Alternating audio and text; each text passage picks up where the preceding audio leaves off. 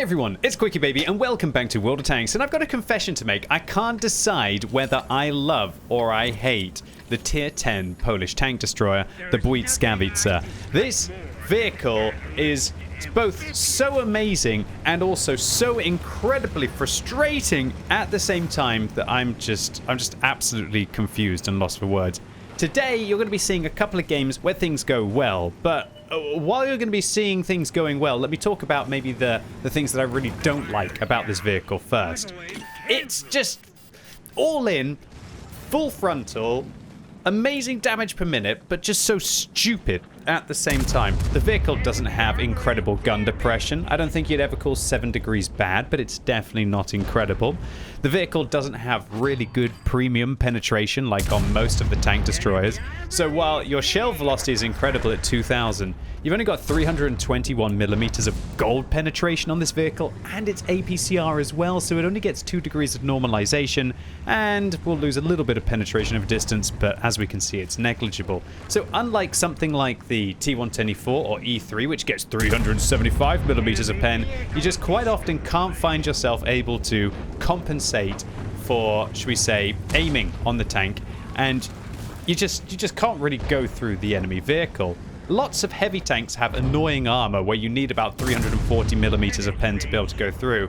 And for that, the Błyskawica, I kind of feel that I have to whiff a lot of gold, and quite often that gold is not doing the job that it's meant to do. By far, however, the most annoying thing about this tank is that it has a very narrow gun arc. It's 5 degrees to the left and 5 degrees to the right, meaning that if you come around a corner, you have to kind of overcompensate for coming around the corner, because you know that your tank is going to have to swing a huge amount because of the lack of gun arc. Whenever I go and play a Badger after playing a few games in the Błyskawica, I'm always just thrilled. The Badger just feels so comfortable, so convenient, so easy, so enjoyable from that perspective, that it has 10 degrees of gun depression, a really wide gun arc, and so that means that you can do things like hide your lower plate as you sometimes, well, most of your lower plate as you come around the corner, and everybody knows that the Badger's lower plate, it's only the middle of it that's actually weak. It's not outside of that. So the Błyskawica definitely takes some getting used to. But it's not just a case of you can say, oh, well, just get used to it, because by having to overexpose that lower plate as you come around the corner, you just take hits to be able to make hits. The only truly powerful situation this vehicle finds itself in is if, for some reason, it gets to use its 7 degrees of gun depression to hide that lower plate and still can penetrate the enemy tanks. And that's if you don't have to worry about the underflaps, which are only 20 millimeters thick that everybody can overmatch, and also the relatively small weak point on top of this tank. However, for all of my crying, for all of my QQing about all of the aspects of this vehicle that are immensely frustrating, oh hello, 5,000 damage in the first 3 minutes of this game. This tank is bonkers within that regard, until of course you get to great distances. What was that? 364 damage? And that's because at long range, a vehicle that has the best shell velocity in World of Tanks, the damage drops all the way down. At 500 meters, this vehicle is doing 300 average damage. And remember, you can shoot up to 720 meters in World of Tanks. It just gets worse and worse and worse within that regard. So as you can see, if you're wondering how much damage are you actually doing on average, QB, with the shots, just look at the little number that you see above the reticle. If you rewind the video there, you can see that the shot against the 430 was, I think it was 670 average damage. So we rolled low just a little bit. Whereas early on in the battle, when we were engaging tanks like the STB-1, for example, we were actually within 50 meters, and so the average damage will be 800, which could, in theory, roll for 1,000. So you can here see it's 660, 661, 62 as we get a little bit closer. So the Błyskawica is just completely focused on trying to get into close quarters combat with as many opponents as it can, and if it does that, it has the highest damage per minute in the game. It's not that much higher than the Badger, but it is absolutely terrifying. Talk about high rolls. That Progetto 66 just max rolled. He's got 400 average damage and he rolled up for 500. Brutal stuff there. So we're up to 7,500 damage now in the first 5 minutes of this game. And we're doing a little bit of a juggling act right now. This is neck and neck. We're only up by 1,000 hit points. So this game could still go any way. I'm trying to dodge the E75 in the side. We'll also still get this T110E5 out the game. Gonna load gold here just to compensate for his lower plate. That aim time, it's definitely not wonderful on this vehicle, is it? And the accuracy isn't anything impressive. And luckily we use this building alongside me to avoid the E75, quickly get the tracks back on and see if we can progress. Thinking, should I go for the arty now? And no, I've got a big meaty E75 to go and farm. There's still 5,000 hit points left on the enemy team. We're up to 5 kills. This is just the dream kind of scenario for the Błyskawica, when you can manage to actually get all of your opponents in front of you and you can isolate them one by one by one by one. The worst thing in this tank is when you have to deal with multiple tanks at the same time. Although that's a pretty bad situation for most tanks in World of Tanks, right? But none more than the Błyskawica. I'm going to come around the corner, clap the E75. And I know that the T110E5 is going to be able to reload at least once, if not twice, before me there. And so I'm going to get nothing on the E75. So I decide, as this is a game now that is just one, why not go for the 257 instead? Try and farm up as much as I possibly can. And I'm just hoping like the 257 is going to escape from the 430 here. And I'm going to have to get on his front plate right there. Boom, baby. Now up to 9,000 damage dealt, and having isolated the 257, there's still 2 relatively healthy tanks on the enemy team, but the Char has most of it.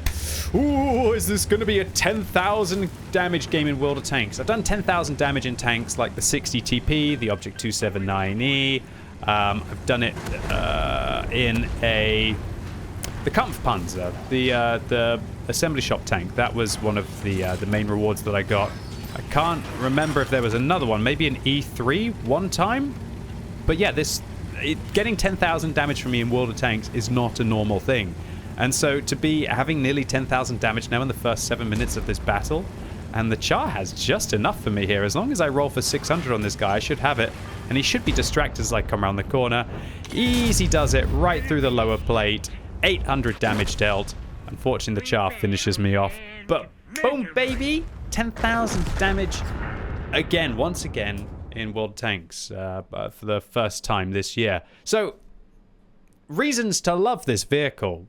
But let's be honest, it's not very intelligent about how it goes about it. Sure, you need to have knowledge of the time that the enemy reloads. Sure, you need to have knowledge about their capabilities and try to just keep flowing around the battlefield. But, for every game that you get where everything seems to go at least reasonably well like this, there's so many rounds where you have just unbelievable frustration. All right, so round 2, we're playing on Mines close quarters map. Where are we going to try and contest? And I'd like to highlight, yeah, this is literally the highest possible damage per minute in World of Tanks, although when I think about it, that wasn't very nice against that Senlak. That was a bit of a crime at the start of this battle. When I think about it, next patch, the highest damage per minute is going to be a very weird thing to try and clarify with all of the different crew skills that will be available. There will be a crew skill, I believe, on a loader that's just going to increase your base lower roll by 2%. And also there will be skills inside World of Tanks that when you take damage, that your crew skill increases for, I think, the next, like, 10, 15, 20 seconds. And so that will be a weird one as well. One of the really weird things about this gun is that it's kind of like only a 76mm or an 85mm gun. And so that means that I can't overmatch the S1, but I can be able to go through their side there. God, it's just so weird to do 354 damage and then 378 and 268, although that was a kill on the S1. This gun is just, it's so weird. You just, they killed my unicorn, or was it the Pegasus on the side of the vehicle? That was very cruel of them. So this tank, it's just such an enigma. Wargaming give it the best shell velocity, but then they make it have horrible damage at long range. It doesn't make sense from an enjoyment perspective, but it definitely makes sense from a balance perspective. I think Wargaming, all in all, have actually done a very good job with making this tank extreme. They've made it about as an extreme of a close quarters tank as you can possibly get, without making it just flat out overpowered. But I just feel like this is an example of taking a tank and turning the close quarters up to 11 out of 10 with regards to its potential, but just having to sacrifice so many other areas of the tank. Whereas the tanks that feel fun in World of Tanks are vehicles that are still good at something without being absolutely frustrating or horrible in all of the other areas. And it's, again, the Błyskawica is a bit of an enigma for me, because I'm packing like 64% win rate solo in this vehicle, which is better than all of my other tier 10 tank destroyers outside of like an Object 268 version 4. However, the vehicle, I'm not getting a lot of damage, average damage that I do in it. I have very extreme games. I have some games like you saw on Ensk where I'll do 10k. I'll have some games like this where you're also going to see another huge amount of damage that we're going to deal with those 800 damage bombs in close quarters combat. But my average damage in the vehicle is quite poor. And so the funny thing that I've come to realize about the Błyskawica is that it's best played incredibly aggressively. Just all in, right from the get-go, try and win the battle while it's winnable. If you can go in and crunch a heavy tank, or 2 heavy tanks, even if you die immediately after, maybe you've done like 3,000 to 4,000 damage in the battle, you've still managed to snowball the game into your team's favor so much that more battles than not will win. And even if you kind of just rush in and you do 1,500 damage, but you take some hits for the team, and you get rid of like the most important vehicle on the enemy team, or you start one of your flanks rolling forward so your team can be able to get into better positions, even those low damage games can actually end up with quite a significant impact. They don't help your WN8, and they don't help your marks of excellence if you're going for statistics like that inside World of Tanks. But if you're just going to try and min-max and win as many battles as you possibly can in the Błyskawica, then yeah, just hyper-aggressive plays right from the get-go is actually the optimal way to perform in this Polish heavy tank. And is this going to be a push too far? The Conway fails to penetrate me. The Object 140 hits me. Our adrenaline rush goes off. Will we be able to get another shot into the Object 140 as he rushes forwards and gets our side? No, we were literally a second off. I guess it just wasn't quite good enough, right? But still, 8,600 combined in sub 5 minutes. This thing, if it gets fortunate, just steamrolls the battle. And if there's one thing that I've learned about this tank, apart from I do feel like I hate it more than I love it, is that it really highlights how important it is, if you can, to invest your vehicle early in the battle. Putting pressure up on your opponents early on is the way to a good win ratio. I'm not saying to rush in and die and after like 1 or 2 shots and to think, oh, I've had a good impact. No, you've still got to try and do your tank's health in damage, or your tank's health plus 50% in damage, or double your tank's health in damage if you want to still impact the battle. However, the Błyskawica, if played aggressively, is completely opposite to how some people play World of Tanks who end up getting really good damage or really good WN8, but they actually get a very poor win ratio. The players who only play defensively, wait for the opportunity shots, fall back to align then to defend against the enemy's advance, and then fall back even further to try and just be the last one alive to farm that easy damage as the enemy team realize, hey, we've won, we don't need these hit points anymore, let's risk them to try and grab everything that we can. And while I'm not saying there's anything wrong with that kind of a play style in World of Tanks, I think, in my opinion, that more times out of 10, that play style is not going to give you the best possible win ratio. And the Błyskawica, at least in the hundreds of games that I've already played in this tank, is clearly indicative of that. So 2 monster games for 1 monster tank. It's not every day that you're getting 5 figures damage total, especially in 7 minutes, while also still making a tidy profit with or without a premium account. So all in all, the Błyskawica, I definitely hate this tank more than I love it. And it's just so bizarre and frustrating for me that I'm getting one of my best win ratios on any of my tank destroyers without getting good kind of average stats in the vehicle. I think one day I'll just try and tone it down a little bit, maybe win a couple of less of my battles, but still maybe try and average the higher damage to not get caught early on. 3 mark it, and then go back to just YOLO in and just have fun and not care in this Polish Enigma.